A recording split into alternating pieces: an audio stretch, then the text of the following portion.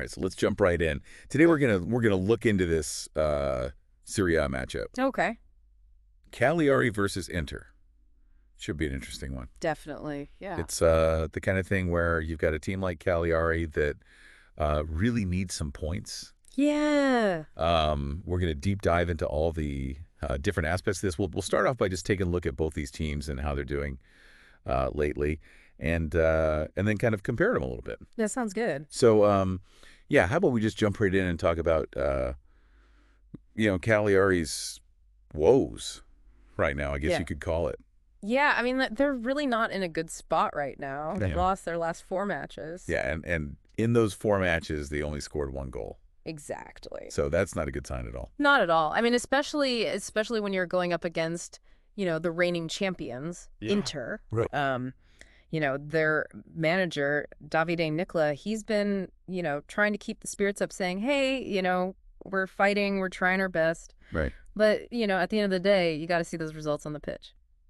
And they've got this match at Unipol Domus, which is their home stadium. Right. But, their home record isn't that great either. No, it's not. You're right. They've only gotten 9 points out of a possible 21 at home. Which is not good. I mean, you really want to be strong at home. Yeah. So that's a problem for them. Yeah, and then when you start to look at how they've done against Inter in the past, I mean, Inter's kind of had their number, haven't they? Oh, absolutely. I mean, I was just looking at it. 11 wins, 2 draws, and only 1 loss in their last 14 meetings. It's pretty dominant, isn't it? Yeah. And that can really play into that mental side of things. Right. When you step on the pitch and you've just consistently beaten a team, right, you have that kind of confidence. Yeah. Almost an expectation of winning. And Inter is I mean, I don't want to say it's easy for them right now, but I mean, they are on a roll. They are, yeah. I mean, 3 straight wins. They've outscored their opponents 10-0 in those 3 wins. I mean, that's sending a message, isn't it? It is. And, the way they're winning, it's not just, oh, they just got 1 more goal than the other team. No. They're dominating. They're playing fantastic football at the moment. Yeah.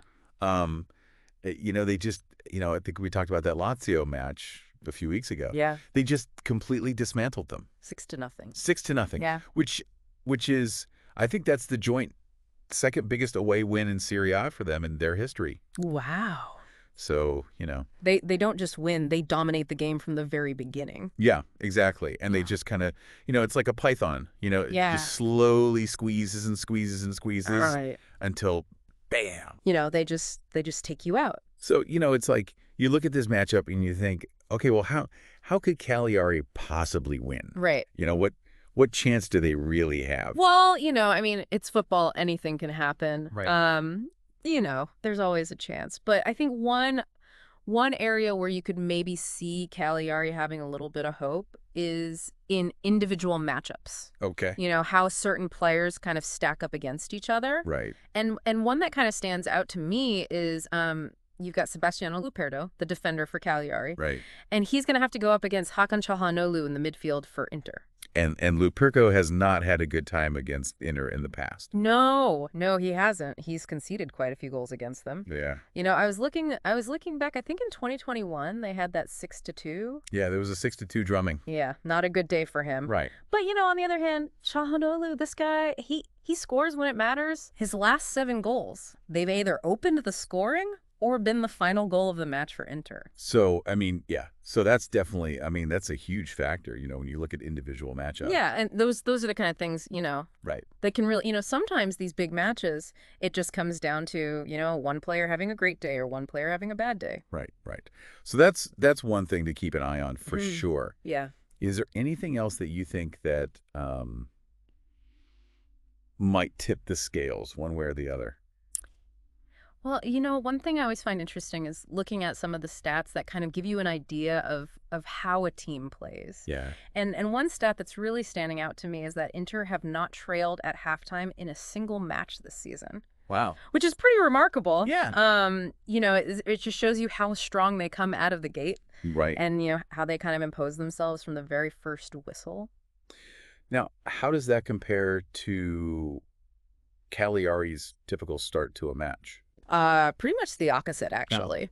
They've trailed at the break a league high 9 times this season. Oh, So that kind of shows you, maybe a little bit of vulnerability there right, in those early stages. right. And you can bet that Inter's going to know that. Yeah. And they're going to try to exploit that. So it's really a question of, will Cagliari be able to pull off a miracle here? Yeah. I mean, it does feel like kind of a David and Goliath type of situation. It does, doesn't it? But we've laid out, a lot of different factors here. Right. So now we want to hear from you. Yeah. What do you think is going to happen? Yeah. What do you think the deciding factor in this match is going to be? Right. It's going to be, Cagliari just comes out with this desperate energy. Right. Or is Inter just going to be too strong? Right. Let us know what you think down in the comments. Yeah, we want to hear your predictions. Yeah. Let's see if you can guess what's going to happen. All right. Well, that's our deep dive into Cagliari versus Inter. We'll see you next time. Sounds good.